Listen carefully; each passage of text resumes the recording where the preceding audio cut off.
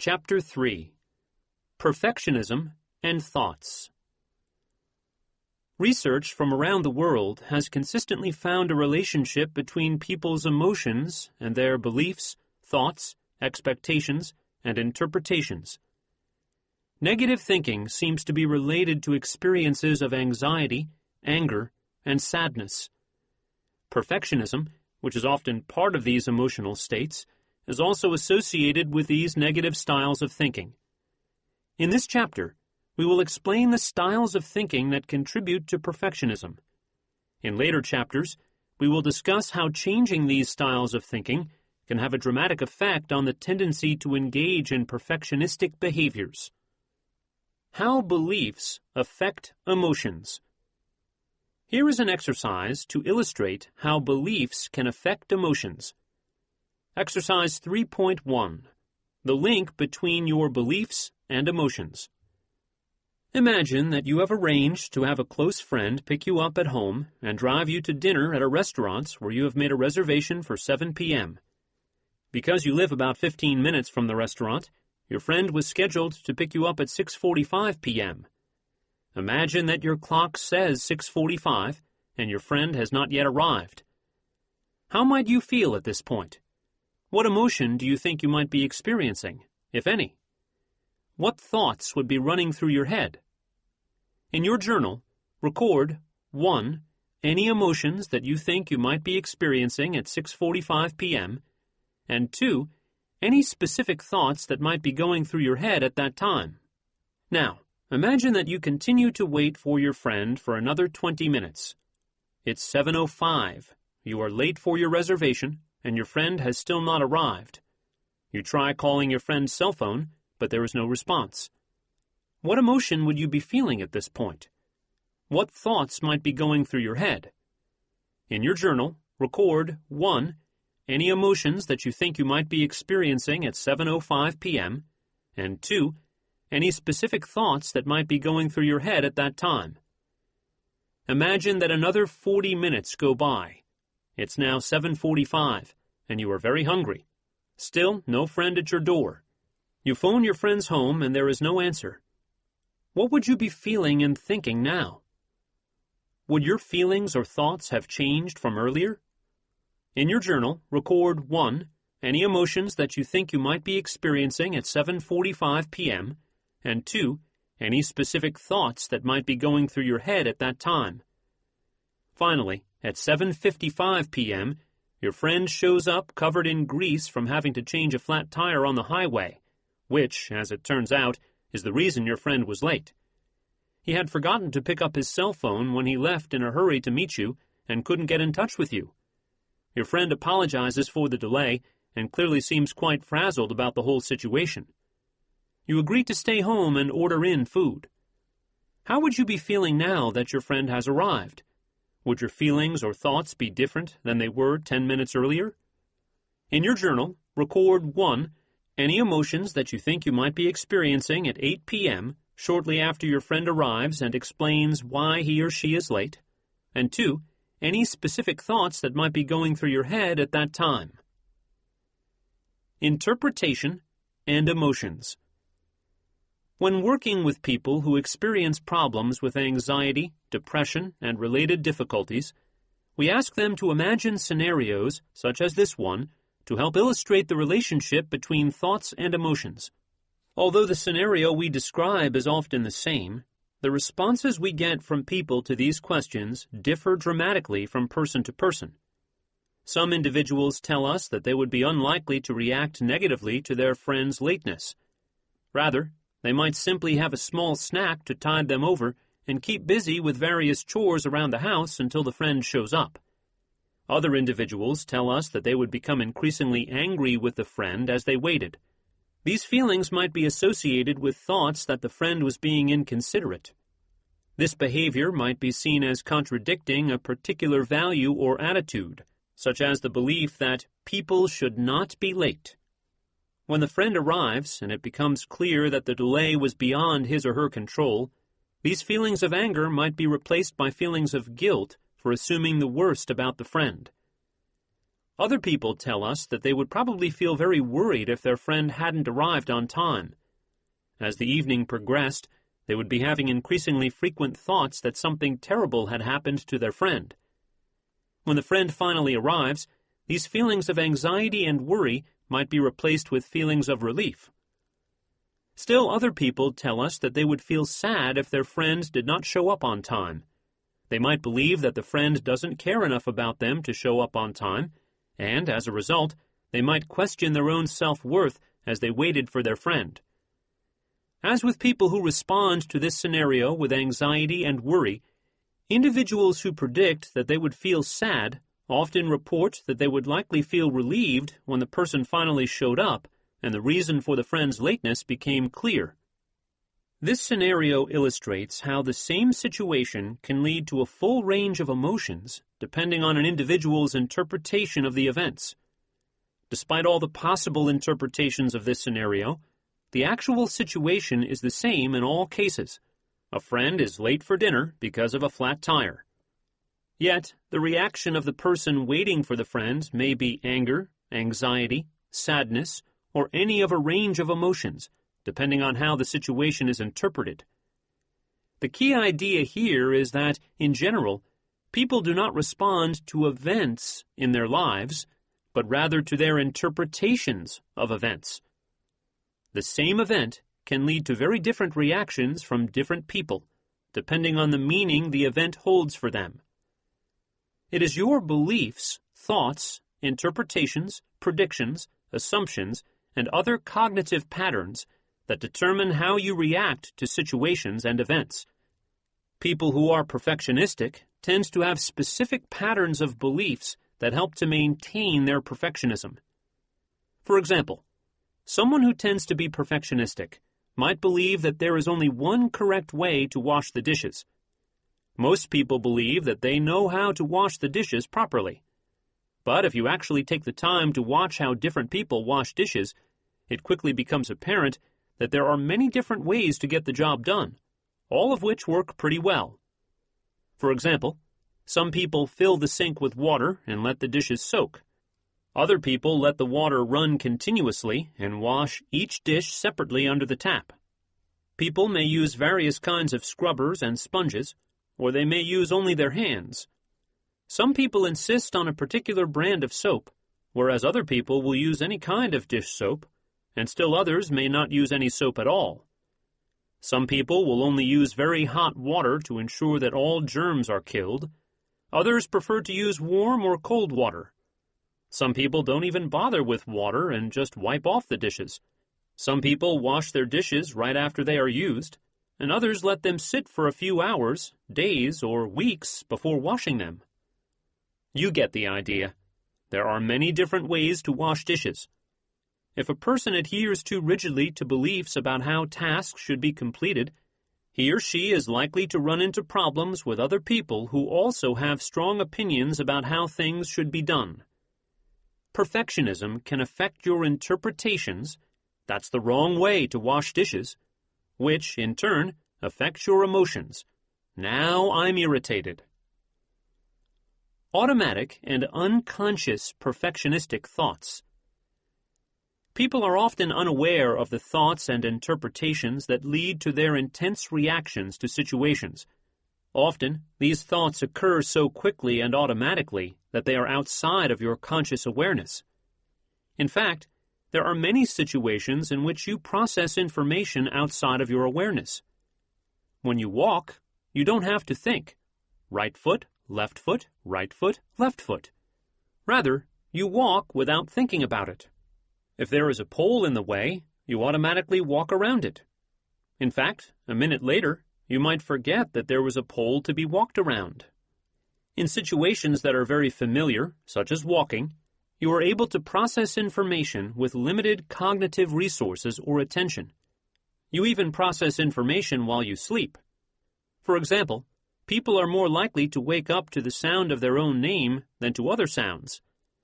Many parents with a new baby report that they are more likely to wake up to the sound of their own baby's crying than to other sounds. Given that you often process information outside of your awareness, Many of the beliefs that are associated with perfectionistic thinking may be hard to identify.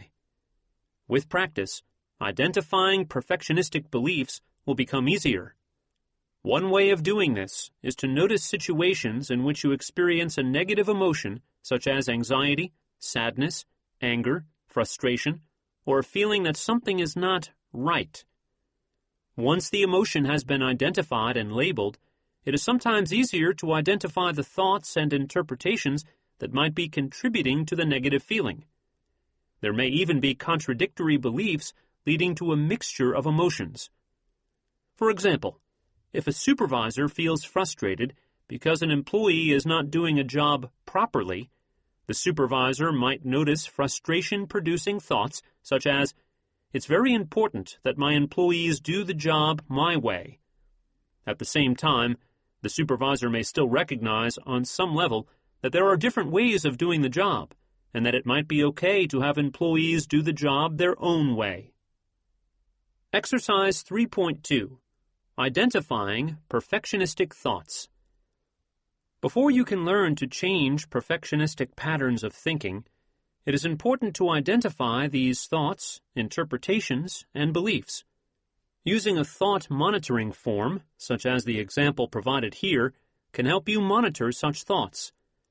The next time you find yourself feeling inadequate because you think you haven't performed well enough on a task or are frustrated by the behavior of someone around you, try completing this form. You will probably want to create your own form on a full-sized sheet of paper because there isn't much space on the sample provided in this book. After listening to the completed example, use the first column of your blank form to record the situation that triggers your perfectionistic thoughts or brings these thoughts to your awareness. In the second column, record the emotion that you are experiencing, for example, fear, anxiety, anger, sadness, frustration, and so on. Also, record the intensity of the emotion using a scale ranging from 0 to 100, where 0 means non-existent and 100 equals emotion as intense as you can imagine. Finally, in the third column, record your perfectionistic beliefs and thoughts. By stepping back and observing your reactions in situations, perfectionistic thoughts are likely to become more evident. Becoming more aware of your perfectionistic thoughts is the first step toward changing them, a topic that will be discussed in more detail in Chapter 7. Trying to confirm perfectionistic beliefs. Everyone likes to be correct. Therefore, people tend to seek out experiences that confirm their beliefs. In other words, people seek information in a biased way, in an effort to support their assumptions, interpretations, and thoughts. They prefer to spend time with people who think the way they do. If they are politically active, they may go to rallies for their own side, to hear what they already believe. If they are active in their religion, they may seek out experiences that bolster their religious beliefs, for instance, attending services at a church or some other place of worship, rather than seeking out experiences that challenge their beliefs. Unfortunately, this tendency to seek out information that confirms one's beliefs can sometimes get people into trouble. For example, a person who has a fear of flying is likely to pay extra attention to stories in the media about airline crashes compared to the attention paid to all the airplanes that take off and land safely. People who are feeling depressed are more likely to remember all the mistakes that they have made in the past rather than their successes. People who are socially anxious and believe that others are judging them negatively are more likely to interpret ambiguous social information, something like being given an ambiguous look from another person, as confirming their feelings of inadequacy. People who are particularly perfectionistic are in danger of paying more attention to events that confirm their perfectionistic beliefs than to information that contradicts these beliefs. For example, students who are afraid to hand in term papers without checking them over repeatedly might remember stories they have heard about students who handed in exams without checking them over and happened to forget to answer an entire page of questions. They might ignore the fact that there are also many people who hand things in after rechecking their work once, twice, or not at all. without any negative consequences. Perfectionistic thinking styles. People do not think like computers. Computers use complex mathematical formulas to process information and solve problems. In contrast, people often interpret their environments using what psychologists call heuristics. A heuristic is a rule that people use to make a decision or interpret an event. For example, if an individual sees an unleashed dog while walking on the sidewalk, he or she might rely on various stereotypes about various dog breeds to help guide the decision of whether to cross the road and get away from the dog. If the dog is from a large breed known for biting, the individual might be more likely to avoid the dog than if it's a smaller breed that is unlikely to do any serious damage. This rule of thumb, that is, avoid big, unleashed dogs that have a reputation for biting, but not dogs that are not known for biting, is an example of a heuristic. Following this rule may improve one's chances of not being bitten. However, it's not always going to lead to a correct decision. Many large dogs with reputations for biting are perfectly safe, and some small dogs bite. Heuristics are quick ways of interpreting the environment and making decisions, and they often lead to correct decisions, which is why the human mind continues to rely on these strategies for processing information. However, sometimes people process information incorrectly or in ways that are biased. Psychologists sometimes refer to styles of thinking as cognitive distortions, particularly when they are biased in a negative direction. Proponents of cognitive therapy have identified a number of cognitive distortions that make people more likely to experience feelings of anxiety, depression, anger, and other negative emotional states. In this section, we will highlight some of these cognitive distortions and other styles of thinking that are especially relevant to perfectionistic thinking. We are indebted to people such as Aaron T. Beck, Albert Ellis, and David Burns for identifying these distortions. Note that these categories of negative thinking styles are not necessarily as distinct as they might seem on the surface. They overlap considerably, and a particular perfectionistic thought may fit into several of these categories. All-or-nothing thinking and excessively high standards. All-or-nothing thinking, also known as black-and-white thinking, categorical thinking, or polarized thinking, is a tendency to see things as either right or wrong, without recognizing that situations are often complex and that there are often many points on the continuum between the extremes of right and wrong. This is one of the most common cognitive distortions among people who are perfectionistic. All-or-nothing thoughts focused on the behavior of others, for example, people can do things my way or the wrong way, may be associated with anger, whereas all-or-nothing thoughts focused on one's own behavior, for instance, if I lose my temper with my children, I am a bad parent, are more often associated with feelings of anxiety, depression, or inadequacy. Here are some examples of statements reflecting all-or-nothing thinking. Anything less than sticking to my diet perfectly is a failure. If I eat one cookie, I may as well have eaten 10 cookies. I always need to look perfect in front of other people. If I don't get an A+ in this course, I don't deserve to be in this program. My reports are never good enough. I seem to be the only person in this house who knows how to clean things properly. There is a right way and a wrong way to do everything. All-or-nothing thinking may also be thought of as being related to having excessively high standards. People who are perfectionistic often have standards, either for themselves or for others, that are unrealistic or excessively high. Although it is sometimes helpful to have standards that are slightly higher than your current level of performance, this gives you a goal that you have a good chance of reaching. Perfectionism is often associated with having standards that are extremely difficult, if not impossible, to attain. Consider the following examples. Deborah feels inadequate if she is not able to manage all the demands in her life, which include working full-time, taking a night course 2 evenings a week, being attentive to her partner, cooking for her family, spending several hours a day with her children, visiting her parents weekly, spending time with several of her close friends, and finding time to nurture herself. All of his life, Mark has wanted to be an attorney. In fact, there is nothing else that he can imagine doing.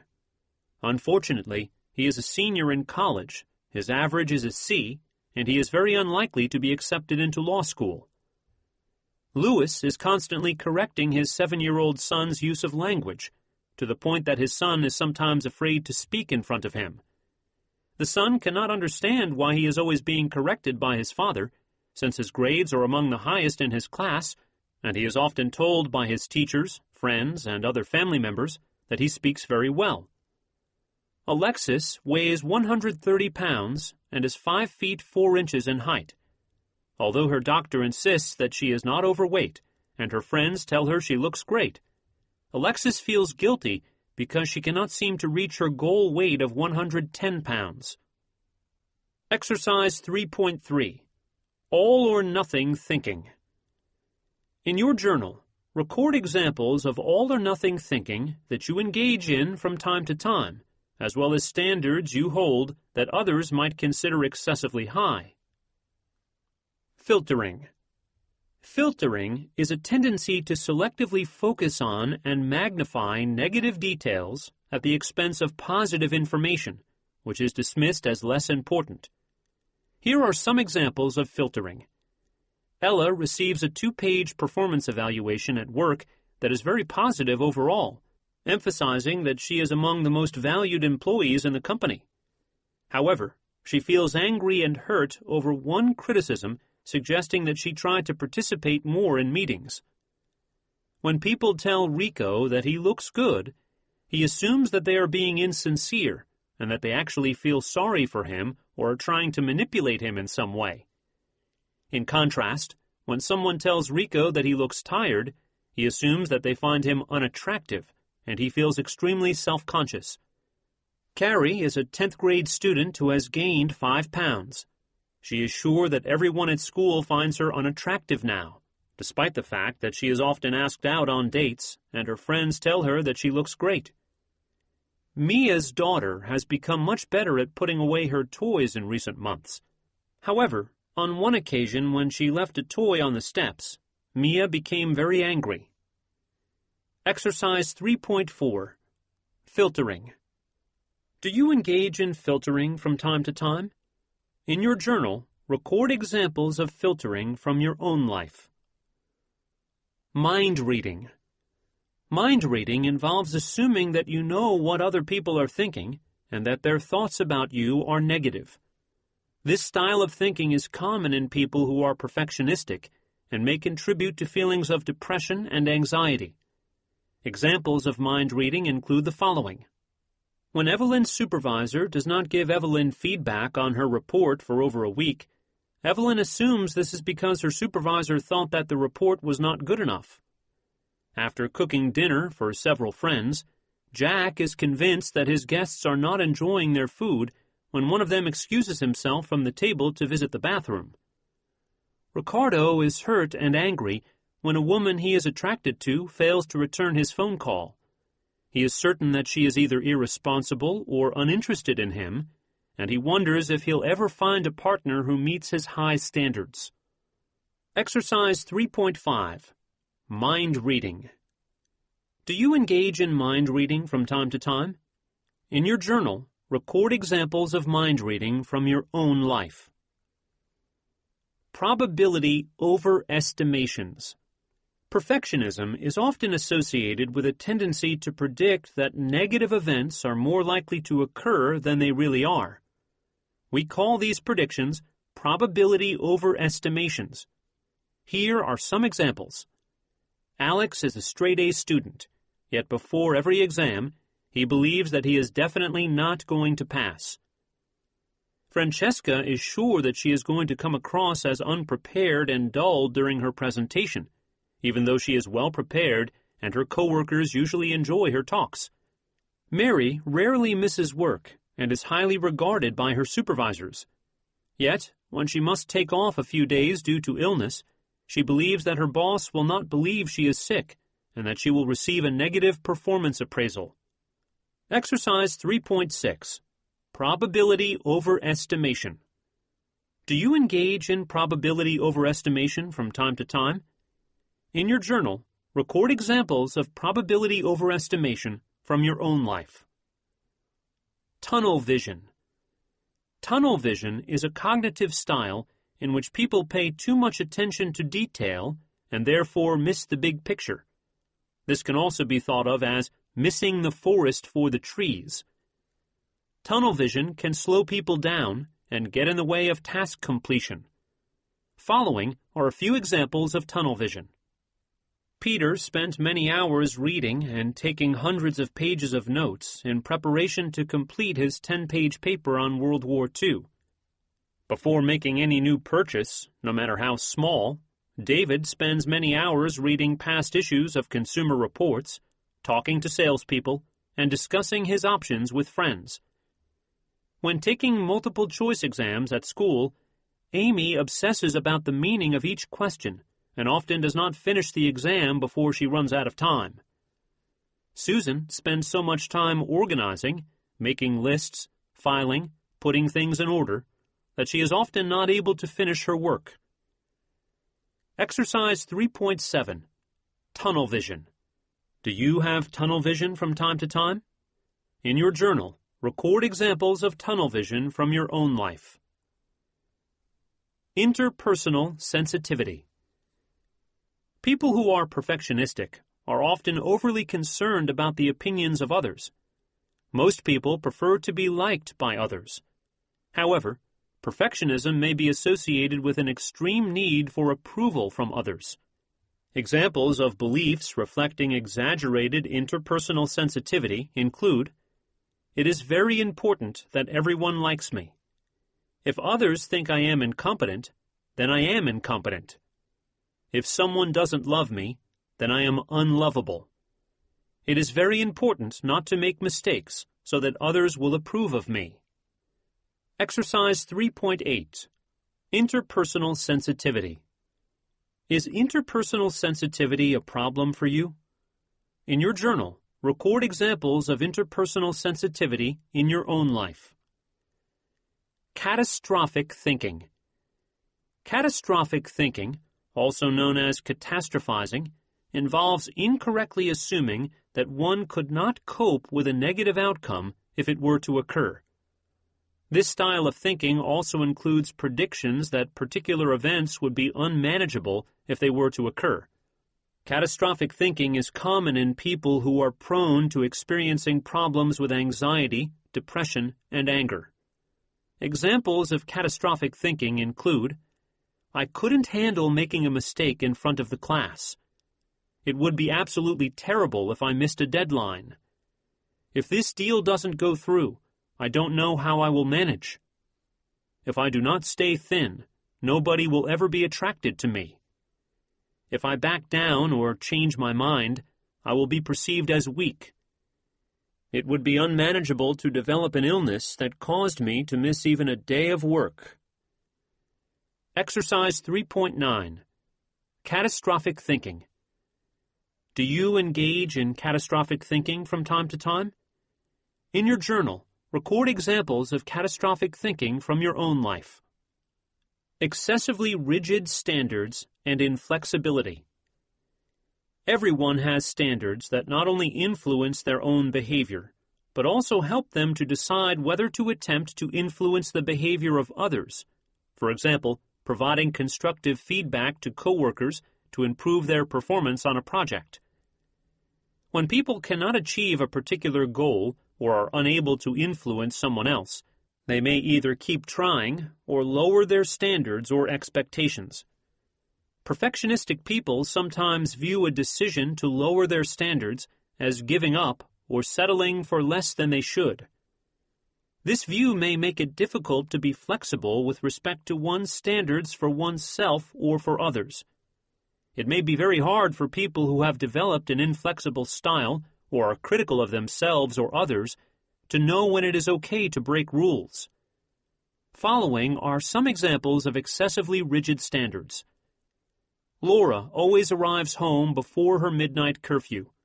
On the weekend of her high school prom, Laura asked her parents for permission to come home at 1 a.m., since the prom ended at midnight.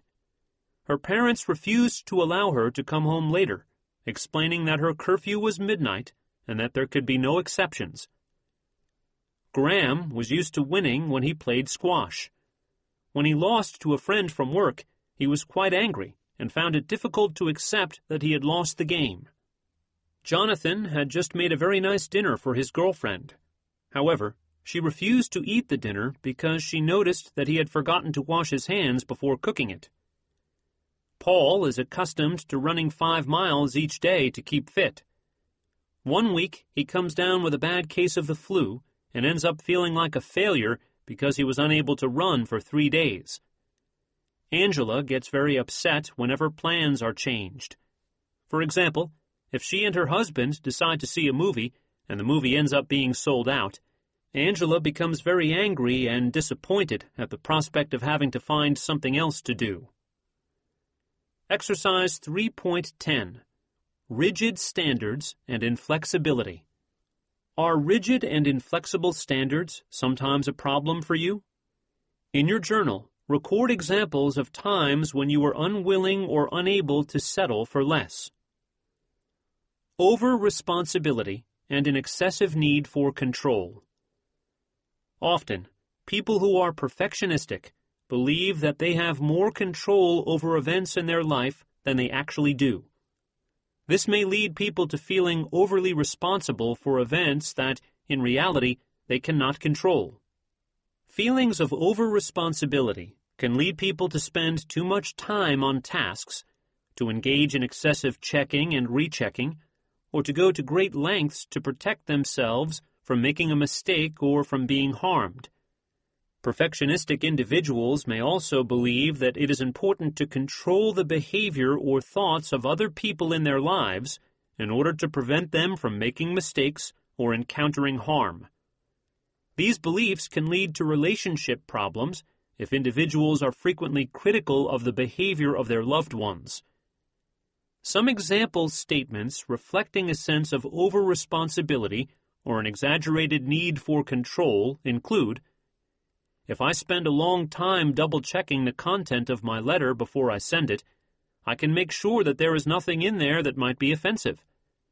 If I practice this talk enough times, I can ensure that everyone in the audience will like it.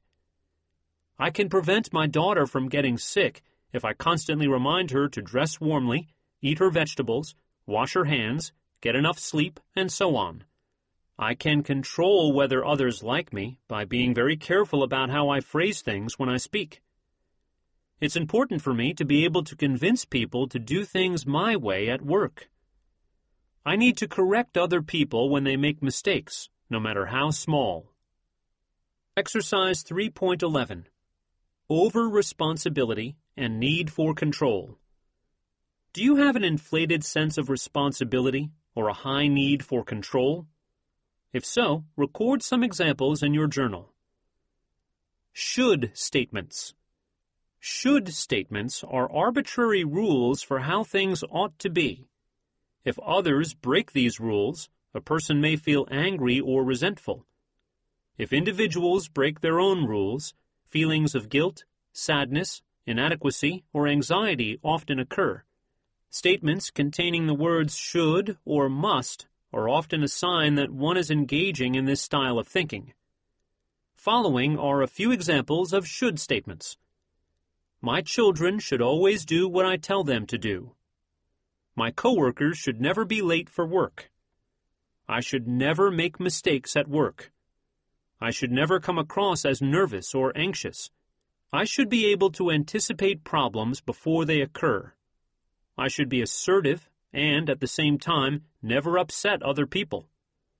I must never get a grade lower than an A. Exercise 3.12. Should statements. Do you have a lot of shoulds in your life? In your journal, record examples of your shoulds. Difficulty trusting others. Perfectionism is often associated with a difficulty in trusting others to complete tasks. People who are perfectionistic might have difficulty delegating tasks to others, or may feel the need to watch people closely when they are completing tasks at work or in other situations. Examples of statements reflecting difficulty trusting others include, "If I let my partner cook dinner for me, I will not enjoy my food.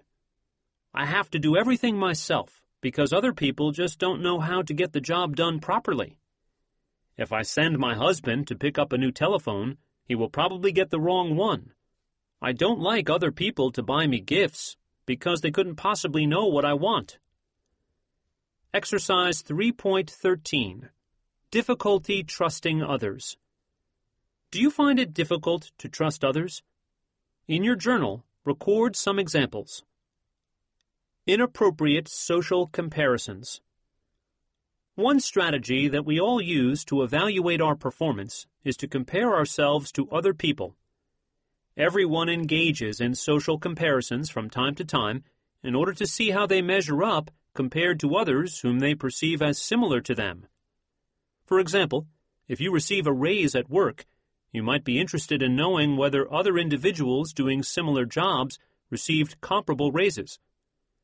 Following a test in school, students often try to find out how other people in the class performed on the exam. Usually, people compare themselves to others whom they perceive to be similar or slightly better than them in the dimension being compared. So, following a term test, average students are likely to compare themselves to other average students. This would tell them more about their own performance than making comparisons to the top student or the weakest student in the class.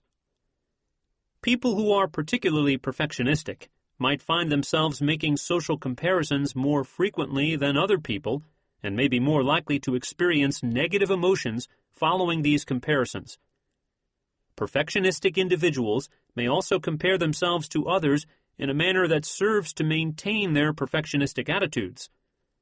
Thus, they may compare themselves to others who are much stronger in a particular dimension, thereby strengthening their beliefs that they have to meet an almost impossibly high standard.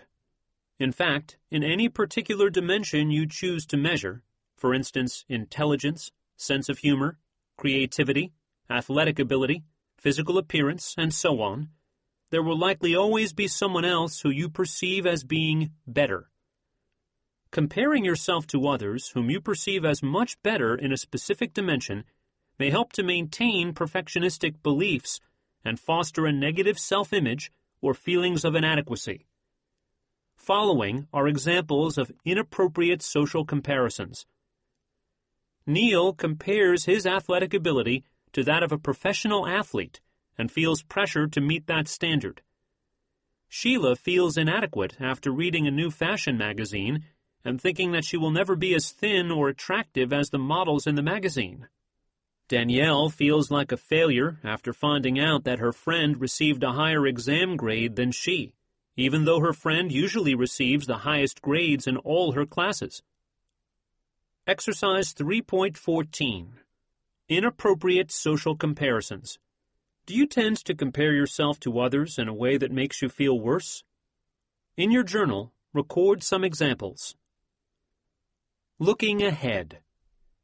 In summary, identifying your perfectionistic thoughts and understanding the relationship between thinking and perfectionism are important steps in overcoming excessively high standards. Later in the book, we will discuss strategies for changing your perfectionistic thoughts. First, however, we will provide an overview of the ways in which certain types of behaviors can help to maintain your perfectionism. As we explain in the next chapter, perfectionistic thoughts and behaviors are closely related in that perfectionistic beliefs can lead to perfectionistic behaviors, and perfectionistic behaviors can help to maintain perfectionistic beliefs. It is difficult to overcome perfectionism without addressing both the thoughts and behaviors that contribute to the problem. Chapter 4. Perfectionism and Behavior. The Paradox of Perfectionism. Joanne has great difficulty making choices when shopping for clothes or other items. She fears that if she only buys one item, She'll get home and feel that she's purchased the wrong one. As a result, when faced with several options, she tends to buy one of each. For example, if she can't decide between 6 colors of a blouse, she buys one in each color. Only by purchasing one of each can she guarantee that she has the correct item. Unfortunately, she does this with everything she buys. Her home is cluttered with things she doesn't need or use, including several hundred pairs of shoes, closets full of clothing, shelves filled with unread books and magazines, and cupboards overstocked with food. Joanne's difficulty making decisions when shopping is one manifestation of her belief that it's important not to make mistakes, and that mistakes should always be prevented. Ironically, Joanne's struggle to avoid making mistakes leads to many different problems, including considerable credit card debt, no time to do things other than shop, and very little empty space in her home. Joanne recognizes that her compulsive shopping is controlling her life. Reed cannot resist the temptation to correct other people when he believes they have made an error. For example, whenever someone mispronounces a word, he's quick to let the person know how the word should be pronounced.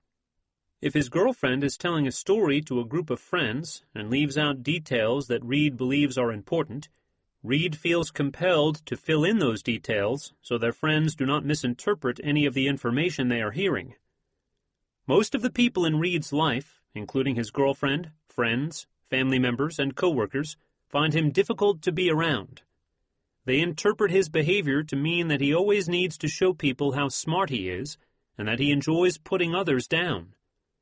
People feel as though they need to be careful about what they say in front of Reed.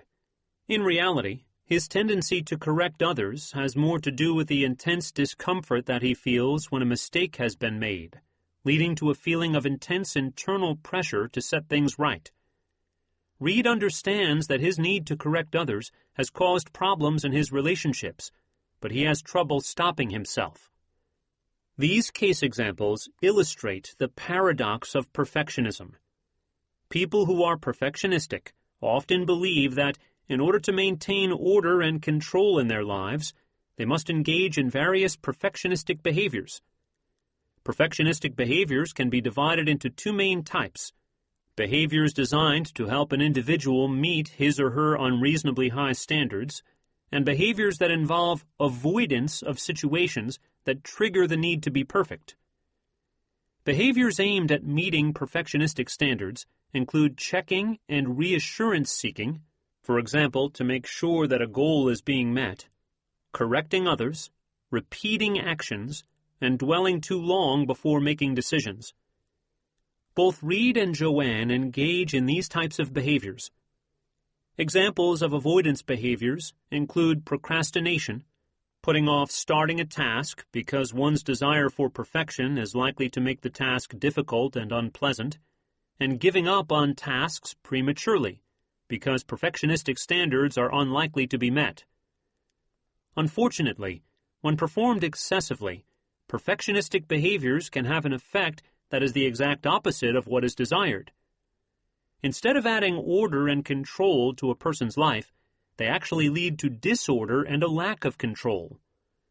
Perfectionistic behaviors can increase the time needed to get things done and can make others feel uncomfortable. For example, individuals who constantly correct the work of their coworkers are likely to find that others either get angry or eventually learn to stay away. People who check and recheck their reports in order to avoid making mistakes are likely to get less done than people who are able to submit a report with minimal checking.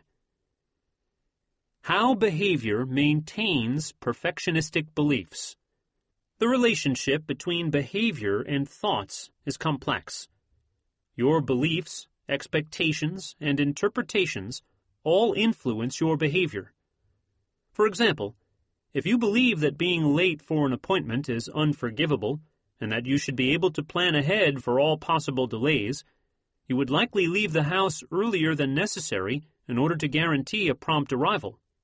People who believe that there is only one way to get a particular job done may be inclined to do the work themselves rather than allow others to help with the task.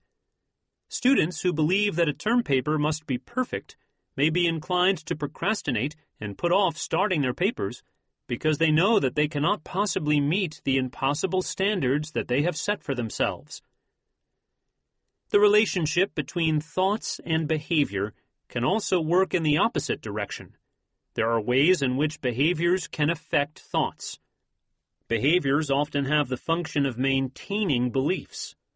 For example, certain behaviors can maintain perfectionistic beliefs by preventing the individual from learning that the belief is not true. People who believe that the only way to avoid making mistakes is to check and recheck their work may never learn that they could probably get by with being somewhat less careful. Here's another example of how perfectionistic behavior can maintain perfectionistic beliefs. Some people who go into too much unnecessary detail when giving other people instructions about how to bake a cake, how to get to the mall, and so on, may believe that such detailed information is necessary to ensure that the task is carried out correctly. By continuing to go overboard when giving other people instructions, the perfectionist never learns that these beliefs are untrue. To test out the validity of the perfectionistic beliefs, it would be necessary to leave out some of the detail and see whether the instructions are still carried out correctly. Appropriate standards versus perfectionistic behaviors. In order to perform effectively in the world, it is important that people set standards and work toward meeting them. For example, most of us would take the time to straighten a picture that was hanging crooked on the living room wall. For many people, straightening the picture would make spending time in the living room more pleasant than would leaving it crooked. Similarly, most students check over their exams and proofread their papers before handing them in. Checking over one's schoolwork is likely to reduce the number of errors, ultimately leading to higher grades. It's not unusual for people to ask others for feedback or reassurance when unsure about whether they have performed well during a presentation. Asking for feedback allows people to find out how they perform and provides them with suggestions for improvement. These are examples of methods that people use to ensure that their behavior meets certain standards. If people didn't adhere to their standards, the quality of their work would decrease, their relationships would suffer, their work would suffer, and there would likely be other negative consequences. In moderation, behaviors such as checking your work and fixing things that aren't quite right can be useful. Perfectionistic behaviors are similar in content to the types of behaviors that most people engage in to maintain their standards. However, they differ in frequency and intensity. As an example, consider behavior aimed at being organized. You may know people whom you perceive as disorganized. These people are chronically late, are always losing things, and have trouble getting things done. This lack of organization affects all aspects of their functioning. Friends may be reluctant to lend money or other items to people who appear to be disorganized for fear of never seeing their money again. They may also avoid making plans with people whom they perceive as disorganized for fear that the person will not follow through with his or her part of the plan. For example, showing up on time for a dinner reservation. Most people appreciate the importance of being organized. However, if a person's level of organization is perfectionistic, it no longer has a useful function because the person may be overly concerned about organization to the point of not being able to get things done. This type of organization can be associated with procrastination or with a tendency to spend so much time organizing and generating lists of things to do that the actual work never gets done. Consider the following examples of behaviors that might be considered either helpful or overly perfectionistic, depending on the context, frequency, and intensity of the behavior. Potentially helpful behaviors. Skimming a credit card application once before handing it in at the bank. Perfectionistic behaviors. Reading every word on the credit card application 4 or 5 times and having a friend read it over as well just to make sure there are no mistakes. Potentially helpful behaviors. Correcting a coworker when he or she mispronounces your name. Perfectionistic behaviors. Correcting everyone, including strangers, when they mispronounce any word at all. Potentially helpful behaviors: straightening up the house for an hour before guests arrive for dinner. Perfectionistic behaviors: taking 2 days off work to clean the house before guests arrive for dinner. Potentially helpful behaviors: changing your shirt when you realize it doesn't match your pants. Perfectionistic behaviors: trying on 5 or 6 different outfits each morning until you find the one that is just right. Perfectionistic styles of behaving. As we discussed before, the term perfectionism means different things to different people. No one person is a perfectionist in every situation or engages in every perfectionistic behavior listed in this section.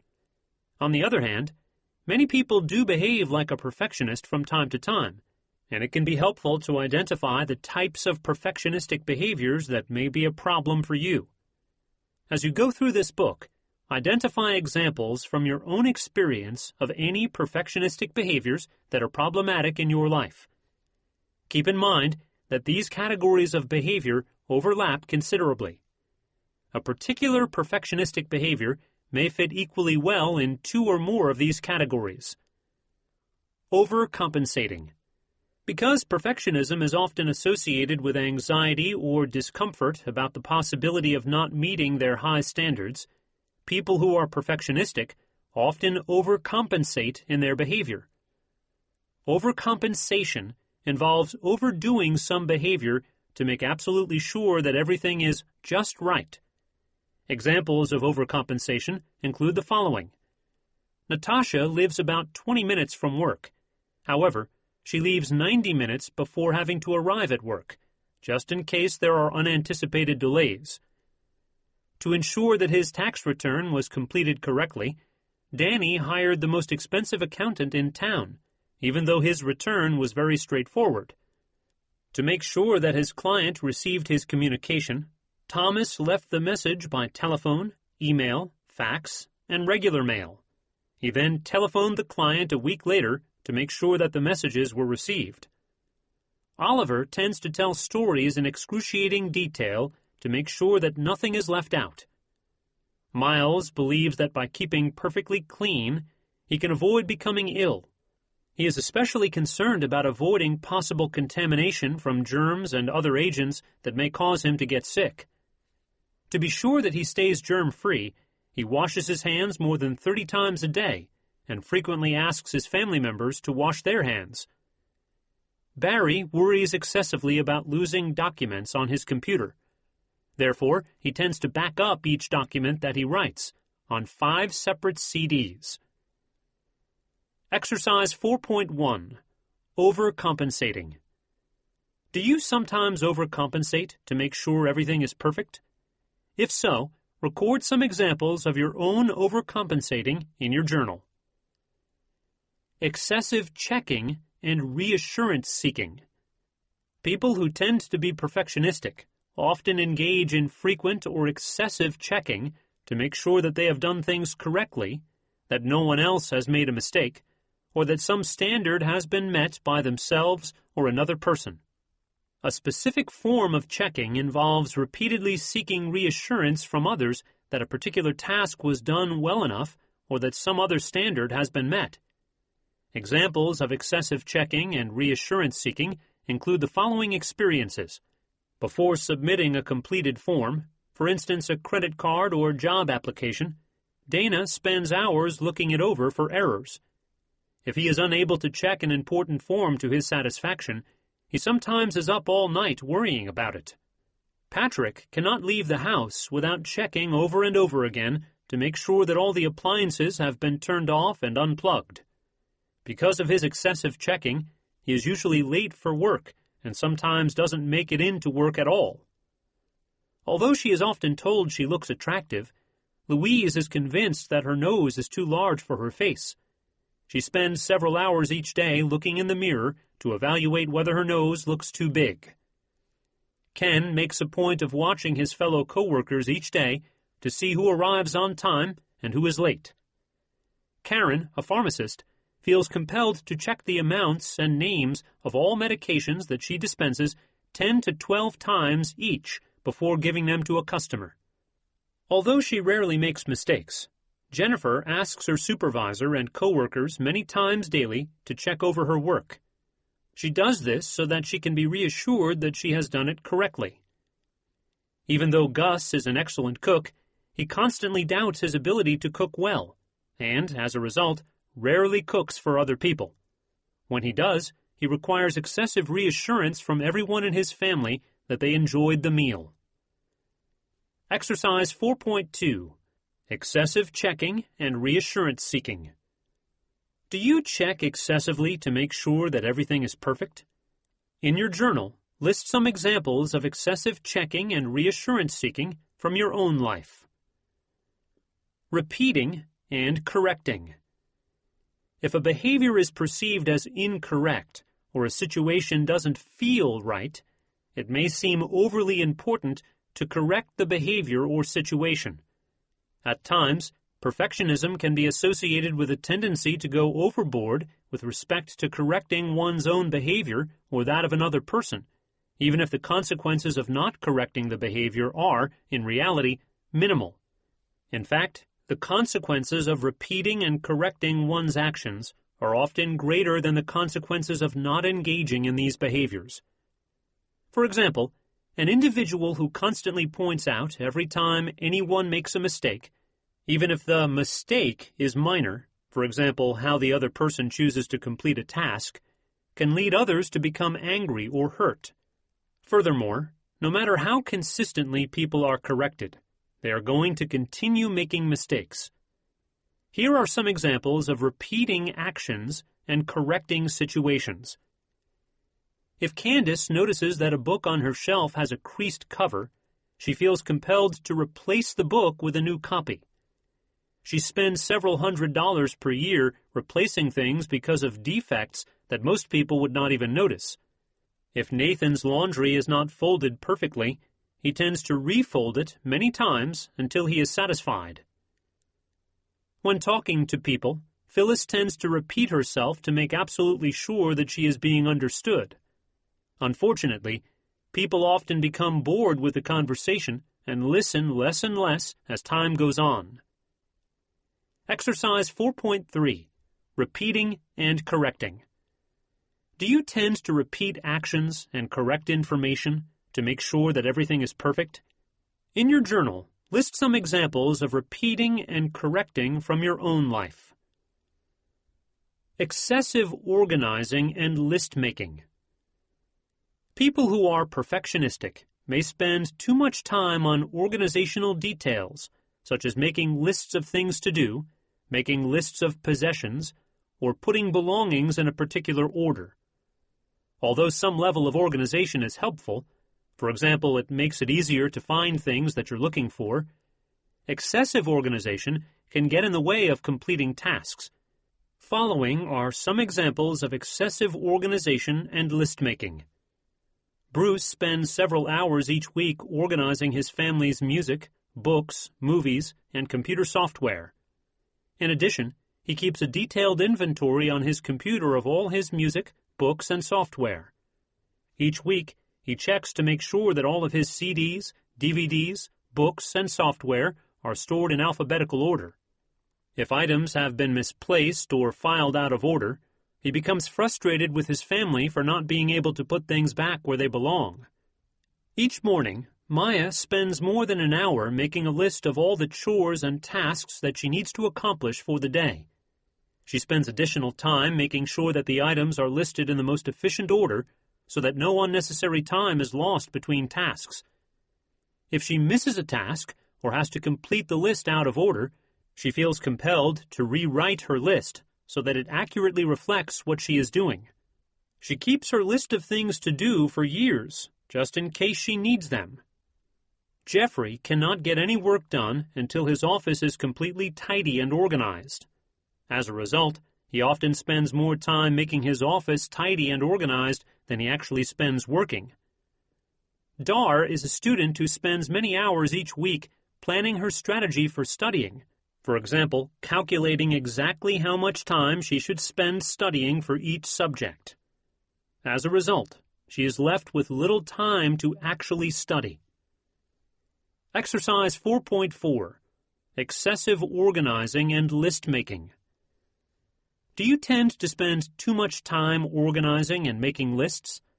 If so, list some examples of excessive organizing and list-making in your journal. Difficulty making decisions. People who are perfectionistic sometimes have a hard time making decisions. Faced with many different alternatives, perfectionistic individuals may be anxious about making a mistake that might be irreversible and potentially catastrophic. Difficulty making decisions can affect almost any area of an individual's functioning by making it hard to do one's work, complete tasks, and even respond to questions. Here are some examples of difficulty in making decisions.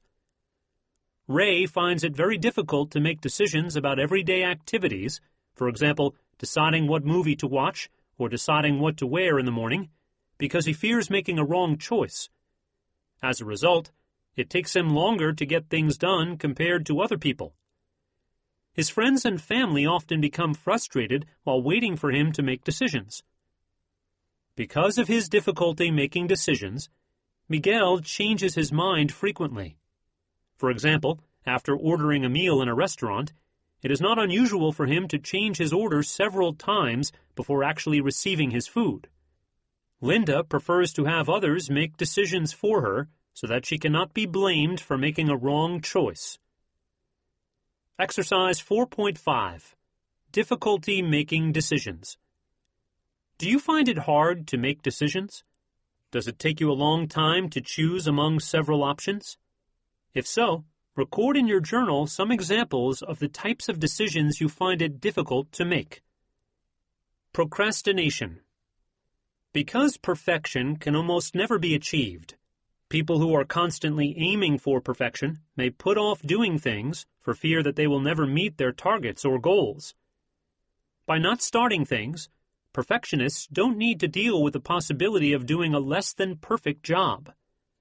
In some cases, perfectionism may lead to complete avoidance of situations in which an individual may not measure up. Following are examples of procrastination. Because Michelle feels such intense pressure to do well in all her classes, she tends to take her schoolwork very seriously. With each paper that she hands in, it is very important to her that she impresses her professor. She tends to put off starting her work because she fears that the task of writing the perfect paper will be too overwhelming. In order to lose weight, Michael has come up with a very complex list of rules for what he can and cannot eat, as well as a detailed exercise plan. However, he has serious doubts about whether he is going to be able to stick to his plan. To minimize the chances of failing, he has delayed starting his new weight loss plan until the time feels right. So far, it's been 2 years, and the time has not yet felt right. Jason has been interested in getting to know a new coworker for several weeks. However, rather than just saying hello, he has been dwelling on trying to come up with the best way to introduce himself. Exercise 4.6. Procrastination. Are you a procrastinator? In your journal, list some examples of procrastination from your own life. Not knowing when to quit. In order to reach a particular goal or target, people who are perfectionistic will sometimes continue to work on a task for too long. This can interfere with their ability to complete projects and can also frustrate other people. Here are some examples of not knowing when to quit. Despite being very bright, Anne rarely finishes her exams on time. When she encounters a question for which she doesn't know the answer, she becomes determined to get it right.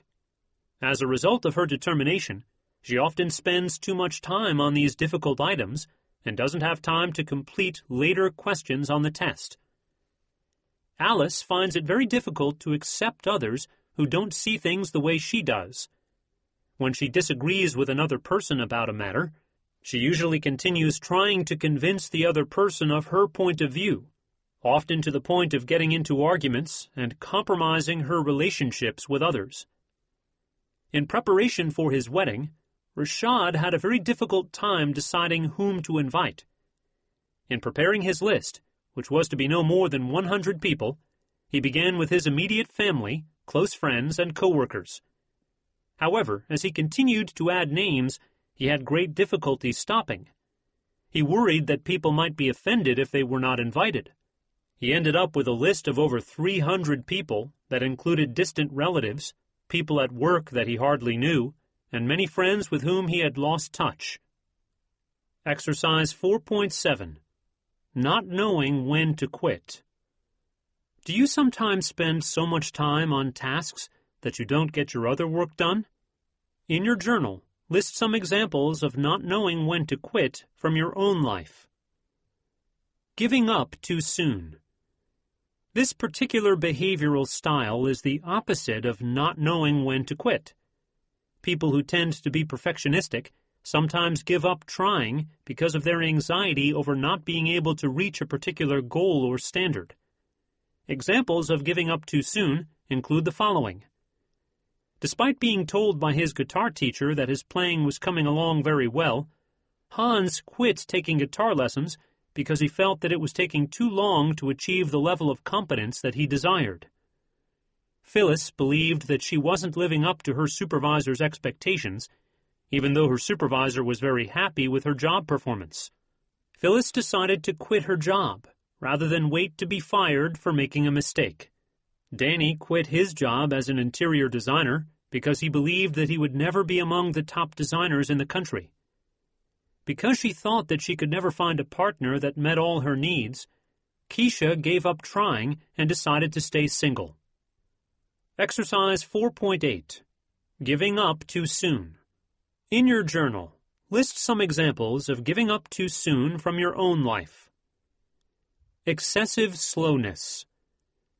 Perfectionism can sometimes lead people to do things more slowly than they would otherwise.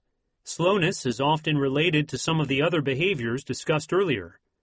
For example, procrastination can cause people to take longer before starting a particular project or activity. Also, people who have difficulty making decisions often take a long time to choose among several options, things like choosing what color to paint the living room.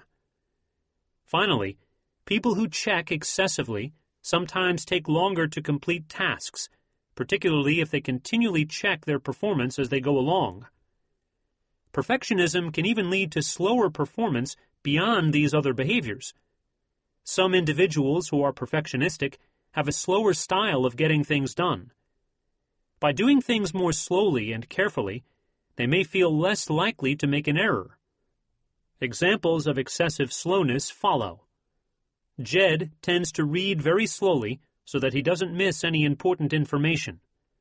Tia speaks more slowly than other people do so that she can think very carefully about what she says and avoid saying the wrong thing. Danielle spends much more time than most people do when she showers, washes her hands, or brushes her teeth. While cleaning herself, she wants to be absolutely sure that she has done it properly. Luke is very handy with tools. He finished his basement on his own and loves building and fixing things. He would like to have his own renovation company. However, his perfectionism slows him down. He does an excellent job, but he works much more slowly than other contractors, and therefore would have a hard time earning enough money working as a contractor. Exercise 4.9. Excessive slowness. Does it take you a long time to get things done? If so, list some examples of your own excessive slowness in your journal. Failure to delegate. Perfectionism is sometimes associated with a tendency to mistrust that others can do things properly. Individuals who have trouble trusting others may avoid delegating tasks to people unless they are sure that the other person will complete them perfectly. Here are a few examples illustrating a failure to delegate. Louis insists on doing all of the cooking and cleaning at home, despite the fact that his wife and children often offer to help. Although Louis doesn't enjoy these chores, he has very strict beliefs about how things should be done. He is therefore reluctant to let others help him, for fear that the tasks won't be done correctly and his standards will not be met. Phil has just been promoted to a new managerial position, which includes a new full-time secretary. Although his new secretary is very experienced and competent, Phil has trouble asking him to do any of Phil's clerical work, typing, filing, and so on, for fear that he will not do things the way Phil likes them done. Hillary refused to leave her children with a babysitter because she was convinced that the babysitter would not enforce the household rules, things like bedtime and so on, and that her children would learn bad habits. Exercise 4.10. Failure to delegate. Do you need to do everything yourself to make sure that it's all done correctly? If so, list in your journal some examples of your own failures to delegate. Hoarding. For some people, perfectionism can be associated with difficulty throwing things away. For example, people may hold on to old newspapers, magazines, or pamphlets. Other people may keep empty jars, packages, letters, broken appliances, or other trivial items. In fact, people can hoard almost anything. Hoarding is not the same as having a collection of some kind, nor is it the same as keeping things for sentimental value.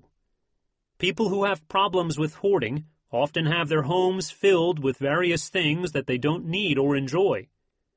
Hoarding can lead to problems in relationships, for instance, if an individual's partner wants to throw something away, and can make it difficult to keep one's home clean. The most common reasons why people keep things they don't need include the belief that the item may be needed one day, as well as a more general discomfort with the thought of throwing the item away. Examples of hoarding include these experiences. Donald has kept every bill, bank statement, and receipt that he has received in the past 15 years. All of his papers are neatly filed in filing cabinets that fill nearly an entire room. Although he has only had to refer to an old bill or receipt a few times over the years, he keeps everything just in case he needs them. Carla hates the thought of running out of things she needs. Therefore, she always has extra stores of food, tissues, toothpaste, cleaning products, office supplies, and other items that she uses regularly. However, whereas most people might have an extra tube of toothpaste in the house, Carla feels very uncomfortable unless she has many extras of each item she might require. For example, at any one time, she tends to have 20 tubes of toothpaste, 50 rolls of toilet paper, 15 bottles of dish soap, and many extras of most other household items. Exercise 4.11. Hoarding. Are you a pack rat? If so, describe briefly your own hoarding tendencies in your journal. Avoidance. Because perfectionistic standards are often so difficult to meet, people who strive to be perfect will sometimes avoid situations in which they might feel compelled to meet these impossible standards. We described some specific examples of avoidance earlier. These include failing to delegate tasks to others, procrastinating, and giving up on tasks too quickly. Following are some additional examples of avoidance. Julie avoids weighing herself because she knows that if she has gained even 1 pound, it will ruin her day. Although he is very bright and competent, Darcy decided not to attend college because he believes that he could never be satisfied with his performance. Pierre, a chef, is rarely able to enjoy other people's cooking.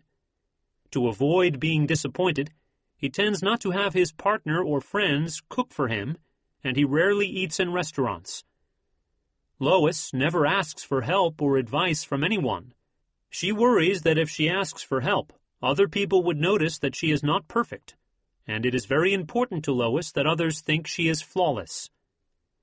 Naomi tends to avoid spending time around other people at work or socially because she believes that others perceive her as not being particularly entertaining, interesting, witty, or bright. Even when other people invite her to a party or gathering, she assumes that they would not enjoy her company if she did show up. Exercise 4.12. Avoidance. Do you avoid any situations because of your perfectionism? In your journal, list some examples of avoidance from your own life. Attempts to change the behavior of others. When people are too concerned about how things are done, they may be overly critical of the behavior of others and may frequently try to change that behavior. Examples of attempts to change the behavior of others include the following. On a daily basis, Amelia feels compelled to correct the way her boyfriend washes dishes. Despite her frequent reminders for him to use warmer water, use more detergent, and let the dishes soak, he continues to wash the dishes the way he has always washed them. Gary is uncomfortable with the fact that not everyone at work shares his religious beliefs. In hopes of converting his coworkers to his way of seeing things, he frequently brings in religious literature and invites people to attend religious services with him, even after they have declined his offer several times and haven't expressed any interest. Lately, Jane finds that almost every little thing her 14-year-old daughter does gets on her nerves. She constantly reminds her daughter to hold her fork properly, sit up straight, take off her shoes in the house, and behave more or less the way Jane does whenever possible. Exercise 4.13. Attempts to change the behavior of others. Do you find yourself always trying to change the behavior of those around you? If so, list some examples in your journal.